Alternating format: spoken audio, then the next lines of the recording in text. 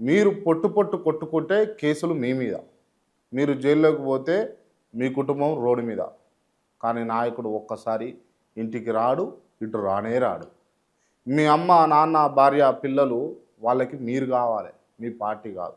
మీరు పడే కష్టం మీ ఇంట్లో ఆనందాన్ని, సుఖాన్ని, సంతోషాన్ని ఇస్తున్నాయా ఒక్కసారి చూసుకోవాలి.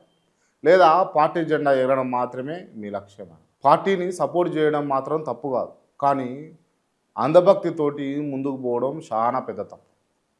ప్రశ్నించాలి, మీ నాయకుడిని మీరే ప్రశ్నించాలి. మీ హక్కుల కోసం మీరే నిలబడి కొట్లాడాలి.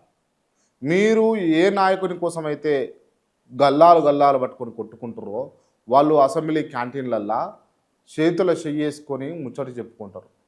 ఆలోచన చేయాలి, ఇజ్జత్ తెచ్చుకోవాలి, విలువ కాపాడుకోవాలి. మీ హక్కుల కోసం మీరు కొట్లాడాలి, మీరు నిలబడాలి. మీరు మారితేనే రాజకీయాలు మారుతాయి. మీరు ఆలోచన చేస్తేనే సమాజం ముందుకు పోతుంది. ఇకనైనా బుద్ధి తెచ్చుకోండి కార్యకర్తలారా. మీ విలువను మీరే గుర్తు తెచ్చుకోండి. మీ విలువను మీరే గుర్తు తెచ్చుకోండి.